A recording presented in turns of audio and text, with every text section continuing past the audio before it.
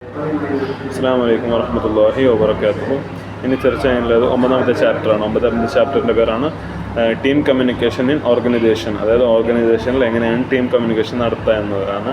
അപ്പോൾ ഇതിൽ നമുക്ക് ചർച്ച ചെയ്യാനുള്ളത് കമ്മ്യൂണിക്കേഷൻ എന്ന് പറഞ്ഞാൽ എന്ത്, എങ്ങനെയാണ് ടീം കമ്മ്യൂണിക്കേഷൻ ഉണ്ടാക്കുക എന്നതൊക്കെ നമുക്ക് ചർച്ച ചെയ്യാനുണ്ട്.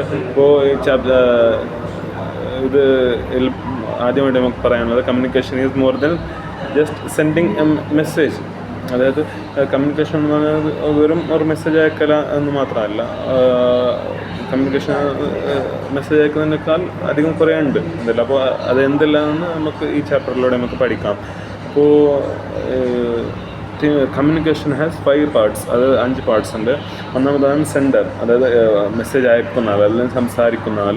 രണ്ടാമത് മെസ്സേജ് എന്താണ് നമ്മൾ സംസാരിക്കുന്നത്. മൂന്നാമത് ചാനൽ, ലൈക്ക് എന്ത് ഇമെയിൽ, വാട്സപ്പ്, ഇതെല്ലാം നമുക്ക് ചാനലിൽ അല്ലെങ്കിൽ മീറ്റിംഗ് ഇതെല്ലാം നമുക്ക് ചാനലിൽ ഉൾപ്പെടുത്താം. പിന്നെ റിസീവർ, അതായത് ആരാണ് ഈ സംസാരം ശ്രദ്ധിക്കുന്നത്, ശ്രോതാവ്. പിന്നെ ഫീഡ്ബാക്ക്, അതായത് എന്താണ് റെസ്പോൺസ് ഉണ്ടാവില്ല, എന്താണ് അതാണ് പറയാനുള്ളത്.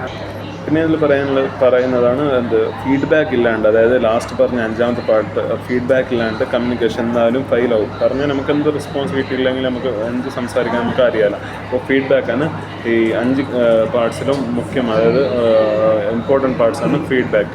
അപ്പോൾ രണ്ടാമത്തേത് പറയാനുള്ളത് ടൈപ്സ് ഓഫ് കമ്മ്യൂണിക്കേഷൻ. കമ്മ്യൂണിക്കേഷന് കുറേ ടൈപ്സ് ഉണ്ട്. അത് എന്തെല്ലാം എന്നാണ് അടുത്തതായിട്ട് പറയാനുള്ളത്.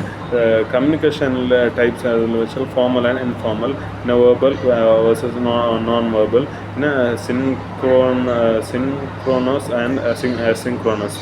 അപ്പോൾ ഫോർമൽ ആൻഡ് ഇൻഫോർമൽ പറഞ്ഞ meetings or reports or casual chats or gossips, ഇതെല്ലാം ഫോർമൽ അല്ലെങ്കിൽ ഇൻഫോർമൽ നമുക്ക് ചർച്ച ചെയ്യാനുള്ളത്. പിന്നെ verbal and non verbal, like words and body language, പിന്നെ ഗസ്റ്റേഴ്സ്, ടോൺ, ഇതെല്ലാം വേർബൽ ആൻഡ് നോൺ വേർബൽ പറയാനുള്ളത്. പിന്നെയാണ് സിൻക്രോണസ് ആൻഡ് അസിൻക്രോണസ്. അതിൽ റിയൽ ടൈം കോൾ അല്ലെങ്കിൽ ചാറ്റിംഗ് അല്ലെങ്കിൽ മീറ്റിംഗ് അല്ലെങ്കിൽ ഡിലേഡ് മെസ്സേജസ്, ഇമെയിൽസ്, ഇതെല്ലാം ഇതിൽ പറയാനുള്ളത്. പിന്നെയാണുള്ളത് ബാരിയേഴ്സ് ടു കമ്മ്യൂണിക്കേഷൻ. കമ്മ്യൂണിക്കേഷൻ എന്തെല്ലാം തടയുണ്ട്, അതായത് എന്തെല്ലാം ബാരിയേഴ്സ് ഉണ്ട് എന്നാണ് നമുക്ക് അടുത്തതായി പറയാനുള്ളത്.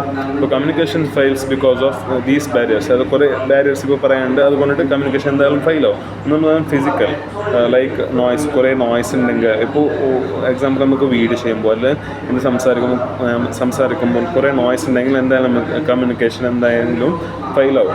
അപ്പോൾ അടുത്തതായിട്ട് പറയാനുള്ളത് പിന്നെ ഡിസ്റ്റൻസ്. ഇതെല്ലാം ഫിസിക്കൽ ഉൾപ്പെടുത്താവുന്നതാണ്. പിന്നെ സൈക്കോളജിക്കൽ പറഞ്ഞാൽ നമുക്ക് ഫിയർ, സ്ട്രെസ്സ്. ഇപ്പോൾ എക്സാമ്പിൾ നമുക്ക് സ്റ്റേജ് ഫിയർ ഉണ്ടെങ്കിൽ നമുക്ക് കമ്മ്യൂണിക്കേഷൻ ചെയ്യാനോ അല്ലെങ്കിൽ സ്പീച്ച് ചെയ്യാനോ അല്ലെങ്കിൽ ടോക്ക് ചെയ്യാനോ അല്ലെങ്കിൽ മോട്ടിവേഷൻ ചെയ്യാനോ യാതൊന്നും നമുക്ക് പറ്റുമെന്ന് പറയില്ല. അപ്പോൾ ഇതാണ് സൈക്കോളജിക്കൽ പറയാനുള്ളത്.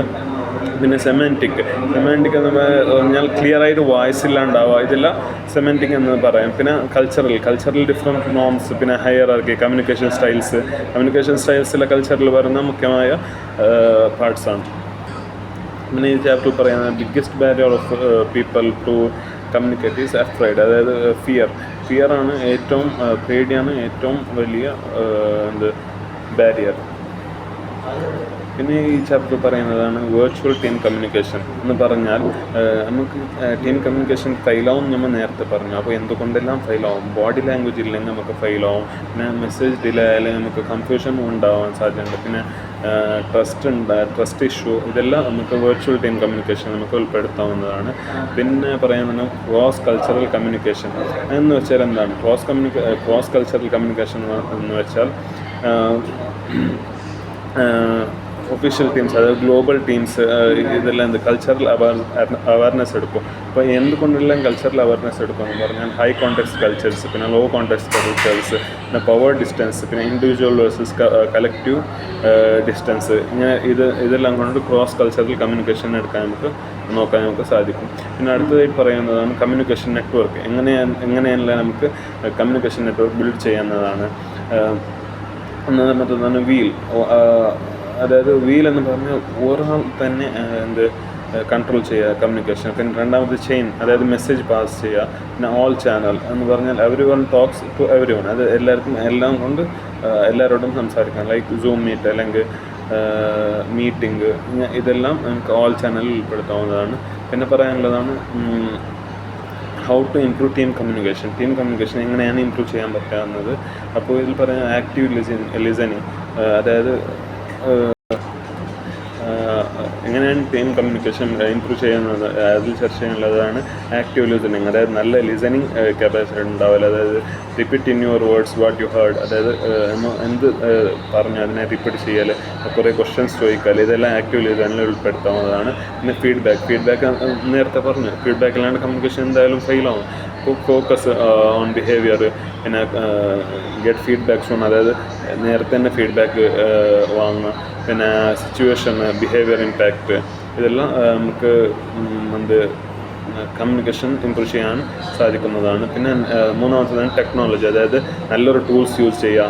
അതായത് ഓൺലൈനിൽ ഇപ്പോൾ നമ്മൾ കമ്മ്യൂണിക്കേഷൻ ചെയ്യുമ്പോൾ എന്തായാലും നല്ലൊരു ടൂൾസ് യൂസ് ചെയ്യുക, സൂം അല്ലെങ്കിൽ ഗൂഗിൾ മീറ്റ് പോലെ, അല്ലെങ്കിൽ കുറേ ആപ്സ് ഉണ്ട് അതുപോലെ. അപ്പോൾ പിന്നെ പറയാനുള്ളതാണ് കൾച്ചറൽ അവയർനെസ്, അതായത് നമ്മൾ കൾച്ചർ ബേസ്ഡ് സ്റ്റൈൽ നമ്മൾ അഡ്ജസ്റ്റ് ചെയ്യുക. പിന്നെ മിസ്അണ്ടർസ്റ്റാൻഡിങ് അതിനുള്ള ക്ലാരിഫിക്കേഷൻ ചെയ്യുക, ഇതെല്ലാമാണ്. പിന്നെ അഞ്ചാമത്തെ ബിൽഡ് ട്രസ്റ്റ്, അതായത് ട്രസ്റ്റ് ഉണ്ടാക്കുക എന്ന് പറയുമ്പോൾ നമുക്ക് പറയാനുള്ളതാണ് ഹോണസ്റ്റ് കമ്മ്യൂണിക്കേഷൻ ഉണ്ടാക്കുക. പിന്നെ റെഗുലർ ടീം ചെക്കാക്കുക, അതായത് എന്നും നമുക്ക് ടീമിനോട് എങ്ങനെ സംസാരിക്കാൻ നമുക്ക് അറിഞ്ഞു കൊടുക്കുക, മനസ്സിലാക്കി കൊടുക്കുക. ഇതെല്ലാമാണ് ഈ ചാപ്റ്ററിൽ പറയാനുള്ളത്. ഈ ചാപ്റ്ററിൽ നമുക്ക് ചർച്ച ചെയ്തത് ഇപ്പോൾ നല്ലൊരു കമ്മ്യൂണിക്കേഷൻ ബിൽഡ് ചെയ്യാൻ നല്ല ട്രസ്റ്റ് വേണം, അലൈൻമെൻറ്റ് വേണം. പിന്നെ നല്ലൊരു റിസൾട്ട് കിട്ടാൻ വേണ്ടിയിട്ട് നമുക്ക് നല്ലൊരു ടൂൾസ്, നല്ലൊരു മെസ്സേജ് പാസ് ചെയ്യാനുള്ള നല്ലൊരു കപ്പാസിറ്റി, പിന്നെ ഫിയർ, ഇതെല്ലാം കൊണ്ട് നമുക്ക് ഫിയർ ഇല്ലാണ്ടാവുക, ഇതെല്ലാം സ്ട്രെസ് ഇല്ലാണ്ടാവുക, ഇതെല്ലാം ഗുഡ് കമ്മ്യൂണിക്കേഷൻ സ്കിൽ ഉണ്ടാക്കാനുള്ള വേ. അപ്പോൾ അടുത്ത ചാപ്റ്ററിൽ പിന്നെ കാണാം. അസ്സലാമു അലൈക്കും വറഹ്മത്തുള്ളാഹി.